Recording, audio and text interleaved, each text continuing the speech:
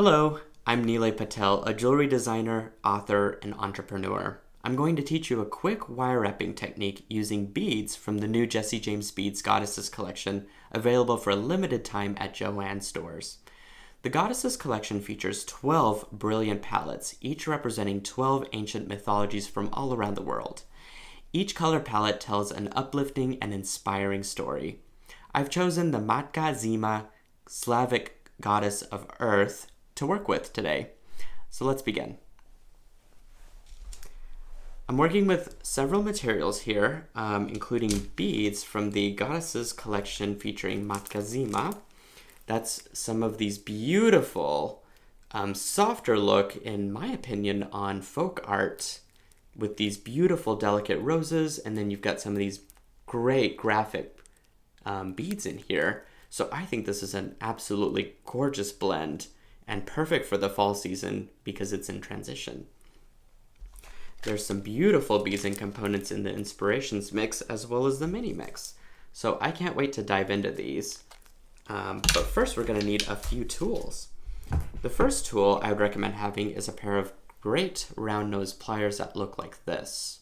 These are absolutely perfect for making the perfect simple loops or wire wrap loops. The next pair of pliers I recommend are a pair of tweezer chain nose pliers that look like this. The fine tip allows these pliers to really get into smaller spaces, making it perfect to make sure that everything is nice and tucked away where your hands cannot reach. And the last are a pair of heavy-duty wire cutters.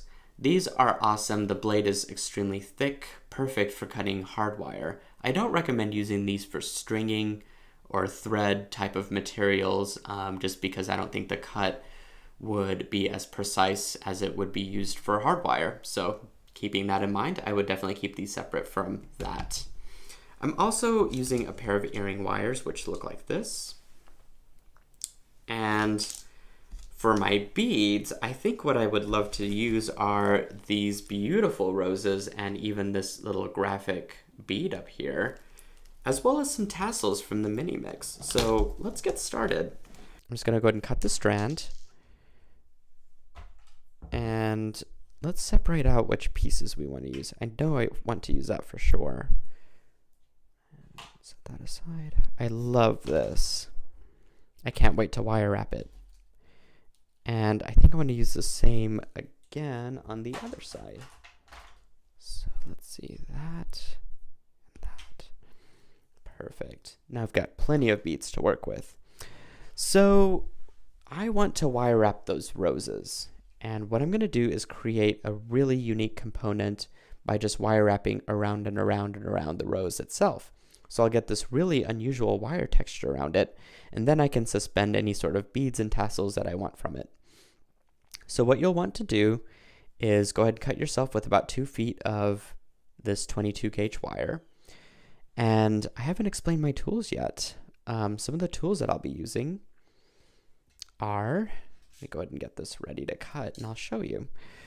I'm going to be using a pair of cutters. These are heavy duty, but they're excellent for cutting wire and wire only. I would not use these for bead stringing wire or anything string related. Make sure that these are just for your hard wires. The reason being is that these have a thicker blade and they are meant to cut very thick materials and not delicate things like string. The other things that you'll need are probably a pair of round nose pliers, which look like this. And I'll set those aside. And I have a pair of chain nose pliers that I keep around handy just in case, because you never know.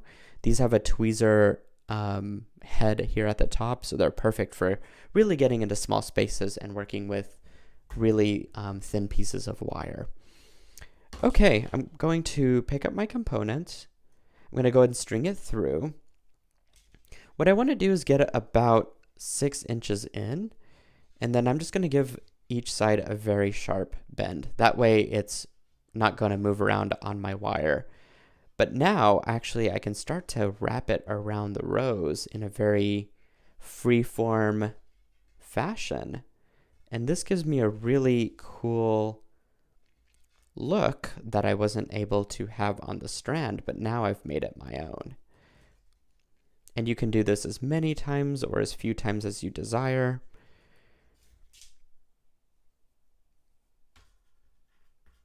I do recommend that if you feel that it's going to move around on you, you can always send this backwards like that, and that'll help to kind of keep it all in place.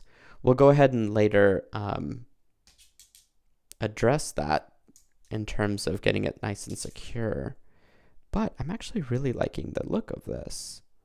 I have these beautiful little wires at the bottom, so now it looks more like a pendant. Now I can suspend my beads or whatever I need to off of this. So let's see. Push my wire back up there. What I'm going to do to secure this is I'm going to go ahead and wrap it around my stem wire here a couple times, just like that. You just want to use your fingers and coil it, and that'll keep everything nice and secure. And you can simply just trim it off as close as you can. And here's where your tweezer chain nose pliers comes in handy. So you can get in real close and just give it a good squeeze just to make sure that it's nice and secure. So now I can do whatever I want. If I wanted to add this guy in up at the top and then maybe the tassel at the bottom, it just depends on how complex you want your earring to be. Sometimes simplistic is the way to go, and sometimes you want to give your earrings a wow factor. So in this case, I think I do want to give it a wow factor. I'm going to go ahead and string this guy at the top, and I'm just going to create a little simple loop here at the top. A simple loop is made very easily. What you want to do is go ahead and string on your bead and then just cut about a 1/2 inch above the bead, just like that. Then you can grasp the end of that wire into your round nose pliers, making sure that it is flush at the top here, and then go ahead and work your way around to get a P-shaped loop, just like that. Then what you want to do is switch to your chain nose pliers, and you want to grasp right where the wire ends and the P-shaped loop begins. And you just want to give it a slight twist backwards, and what that does is it makes the head of that eye pin, or the simple loop rather, nice and symmetrical there. If you still have a little bit of gap, it's okay to squeeze it shut just like that. Perfect. Now I can suspend my tassel here at the bottom. To open up this little loop, you just simply twist upwards. You don't want to twist out because that'll ruin the shape of your nice little simple loop there. String it into your wire wrap loop and go ahead and press it back down, and you have an earring. So I guess we didn't use these little head pins after all, so we'll set those aside. I'll go ahead and show you this technique again just because I love demonstrating it. But real quick, let me go ahead and attach my earring wire in the same fashion that I attached my tassel. You lift up on the loop, string it in, and string it back, or press it back down. There we go. Very cool. Easy, graphic, fashionable. That's what we're going for here, ladies and gentlemen. Again, I'm going to go ahead and cut myself 2 feet of wire. Perhaps you might not need that much at all. I like to be on the safe side and cut a little bit extra just in case. And I just use my cutters to clip the wire. And then what I want to do is feed it up through my rows, just like that, leaving about 6 inches. Go ahead and bend each side so that my rows won't move as I work my wire around. This is the fun part, the very easy wire wrapping fun. That's what we're trying to go for here.